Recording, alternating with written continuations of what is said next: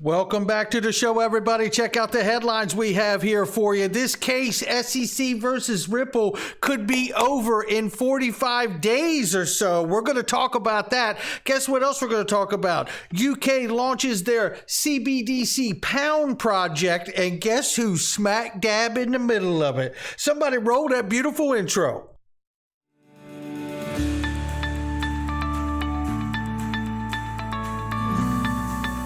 Digital Perspectives with Brad Kimes. Come on in.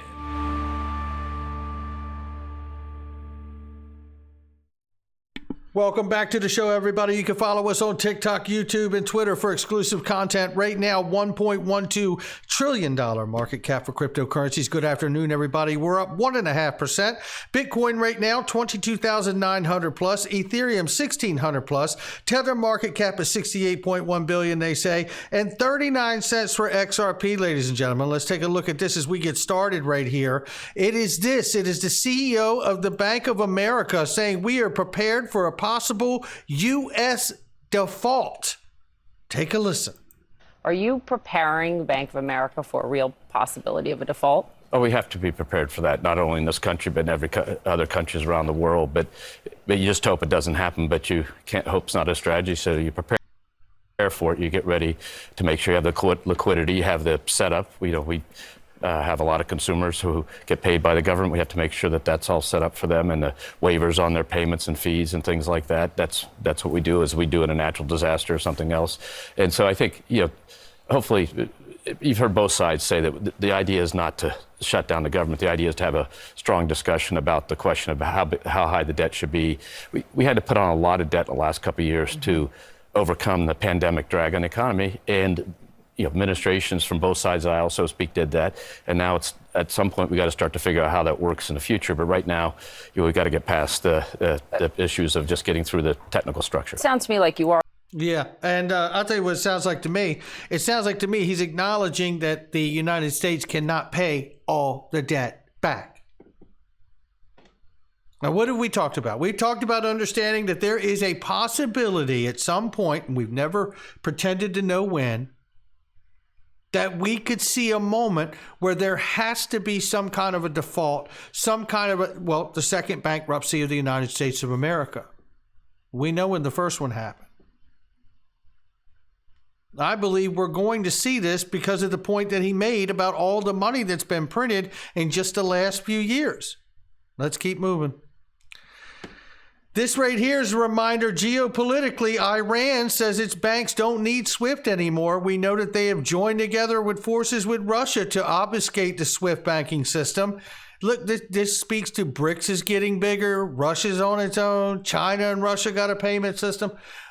The world is absolutely moving to a new place that it has never been before. What it exactly looks like when we get there, I can't know. But I do know what I believe at this point. John Ray billed FTX $690,000 for his services from November 11th to December 31st. That's not bad work if you can get it. It's just the tip of a very big iceberg about the hit FTX creditors. It says here the lawyers and advisors have no incentive for a quick, efficient resolution. Well, I bet that they don't. And I bet that's okay with John Ray at that kind of rate. Binance says they're going to suspend U.S. dollar deposits and withdrawals for international customers on February 8th. Well, let's see if we can learn a little more here. Let's see what's going on, CZ. And the page wouldn't open. So as it is, it comes back to Signature Bank, right? So we know this, but again, you have to wonder if these kind of moments that we're witnessing lead to what we talked about in this morning's video, where we showed Greg Kidd talking about USD Tether, right? And things not necessarily looking like they're on the up and up in that regard. Again, very quickly here, I don't get my needle stuck. We have a lot of great information to look at here, but are we to think that the fourth industrial revolution is going to build out on top of something like Tether without any repercussions at all? I'll let you decide. This right here is Jack McDonald from PolySign. Yeah, and if you don't know, PolySign has Arthur Brito and David Schwartz, heavily involved, obviously, at Ripple in their time. And certainly David Schwartz still at Ripple now, CTO. But also here at PolySign. But what you want to hear in this clip is CEO Jack McDonald here lay down for you that there needs to be more than just the SEC Howey test. And I like the way he's saying it. Take a listen here.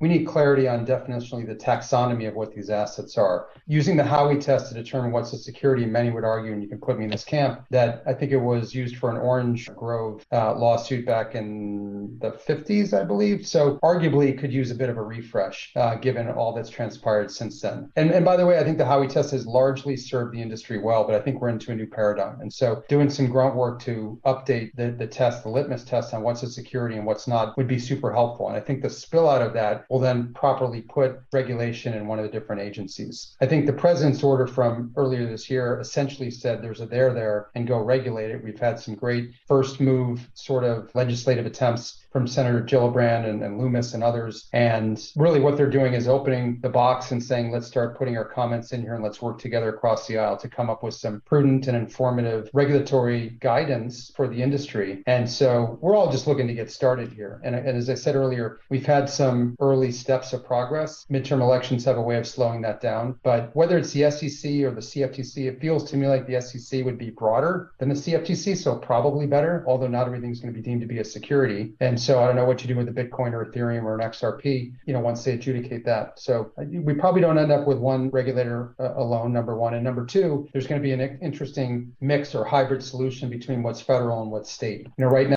That's a really great point there between the federal and state. And shout out to Jack McDonald for those comments. And shout out to Link2 and Ray Fuentes for bringing them to us. Look, one of the things I want to say here quickly is that PolySign, I believe, becomes one of these companies. And of course, it's not financial advice, right? And you can get it at Link2, right? And all of that business. And I am a shareholder of PolySign and Link2. But, but the point is here that I'm making is this.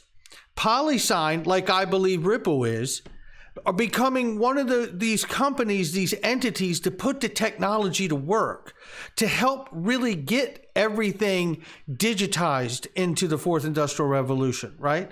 To participate in this digital space, you're going to need to come to a company like PolySign. Let me just add this really quickly too. We wouldn't really have this issue with FTX if PolySign were custodying these assets third party for exchanges and things of that nature, right? I mean, that is one of the roles that they could serve. So I see huge upside to a company like PolySign being in this space. And to the point that he's making here, it reminded me when he was talking about whether it's the CFTC or the SEC, you guys know broadly, I believe the government, right side aisle, left side of the aisle, none of them have gone out of their way to stop Gary Gensler at this point from putting in the agenda that 90+% of the cryptocurrencies in this space are in fact going to end up as digital asset securities. And he may be right about the majority of those, but I believe he's wrong about Ripple. And I believe that's where it comes back down to the Howey test. And what Stuart Alderati said when the case originally came from the SEC against Ripple, goodbye Howey test, hello Ripple test. That's what was said. In 2015, the U.S. government concluded XRP was a virtual currency. Last I checked, the SEC is still part of the U.S. government. Goodbye Howey test, hello Ripple test. I think that's the moment we're running to. And to speak to that moment, we're going to speak to it here in a second. We got to catch up on what is happening in cases that are relevant, that John Deaton happens to be participating in as an amicus curiae status, right? A friend to the court. And here we have from Jim Filan, shout out to Jim, says, in the library case, the court has issued an order scheduling additional discovery on remedies. So we know that the judge in the library case's open transcript has said that secondary market sales are not securities, but he wouldn't rule on that. So that's an important distinction, but it's also important that he made that comment on transcript record, right, for the court case. So then here we have Jeremy Hogan shares this. Shout out to him. He says the SEC is seeking disgorgement against obviously Library, damages against Library. That is the total of the LBC token sales minus legitimate business expenses. The fight here is over what legitimate business expenses there are. LBC holders will end up with a pack of gum and a paperclip in the end. He's asked in this, when do you think is the end of the XRP case from Tark? And we're not going to hold Jeremy to this, but I appreciate Jeremy sharing what he believes are his insights. He said about 45 days now, or at least for a ruling on whether XRP was sold as a security or not. Now, I'll tell you what. That to me just breathed life into me, because it doesn't necessarily have to be, it could be 60 days, it could be 70, 80 days, but just hearing a legal analyst, a lawyer, give that kind of overview made me feel a little more, stronger. It gave me a little more wind in my sails, I should say, right? And that's the important point. And I think we're going to put some more wind in your sails before we get out of here today. And to all of that, think about what we've all been through. Shout out to Mr. B, XRP. 1,861 days since XRP hit its all-time high of $3.84. Since then, you could have met the love of your life, got married, had a baby, and just celebrated their 4th birthday.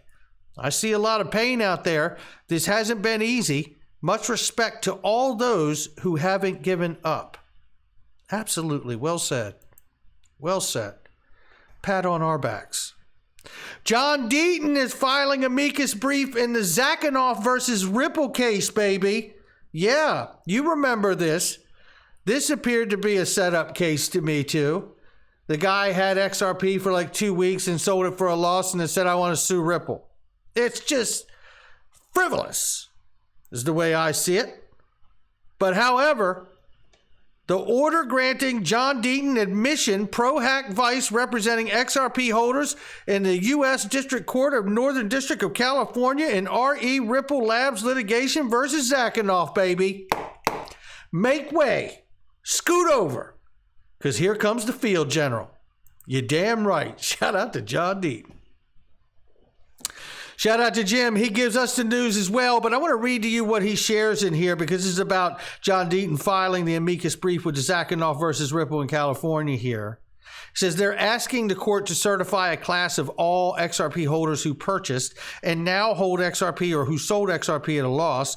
The proposed class would include XRP holders worldwide, including the 75,890 XRP holders around the world who disagree with the plaintiff in the Zakanoff and says XRP is not a security. Also, the proposed class is not limited to direct sales by Ripple and includes all sales of XRP, including secondary sales and international sales, ladies and gentlemen, in countries where XRP has already been determined not to be a security. Are you hearing this? John Deaton will argue, among other things, that the court should not certify the class because of these conflicts and because there is only a small number of XRP holders who claim XRP is an unregistered security, while so many XRP holders worldwide claim it's not. John Deaton will argue that those small numbers of plaintiffs in the Zakanoff case or side of the case cannot fairly represent so many who disagree with them, including XRP holders in places where XRP is not even considered a security. This is a big deal, ladies and gentlemen. No doubt about it. And the order is granted. We shall see how this unfolds. Coming back to the Ripple case here, ladies and gentlemen. Jeremy Hogan shares here with us. Ripple's an investment contract requires post-sale obligations. Argument is in front and center in another SEC action. Hopefully, the blue sky law argument Ripple becomes a tsunami. That's what we want to see. That's what we want to see. And I tell you something, while we're waiting to see all of that legally, won't you get a look at this? Yeah. Bank of England launches its digital pound CBDC project. Boy, you gonna like it. And let me tell you what, they released this from the Bank of England today. And this is really, really going to be up your alley. You're going to like this a lot. Page 65, and here's the document. We confirmed it. There's page 65. Shout out to Document and Ripple, but right here is the document. Cross-border synchronization, a joint project with Ripple demonstrating that synchronized FX transactions in 2 different simulated RTGS systems can be achieved, leading to incorporation of synchronization functionality into the roadmap for the renewal. How about that? Look, we know that Ripple is on the Digital Pound Foundation. This is more evidence that not only are they on it as a consultant, they are on it and participating inside of it. This is extremely, extremely valuable to me at my house, and I hope it means something to you too. You can check out the whole thing. Obviously, I have it on my Twitter.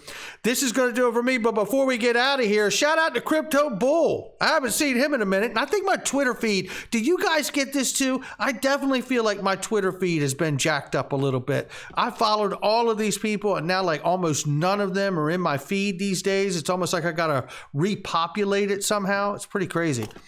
Nonetheless, Crypto Bull says right here, XRP chart shows price at $23.80 by June. I have no idea if it will or not. But I can tell you this, I know that the day that I don't show it, it'll be the day that that's the chart that actually does it. So we got to take a look at it. And I feel like, you know what, if we get the fundamental news that we need from the Ripple case, and it's favorable that XRP can move forward with adoption, certainly in the US, why would this be so difficult to get our minds around? Just like if we don't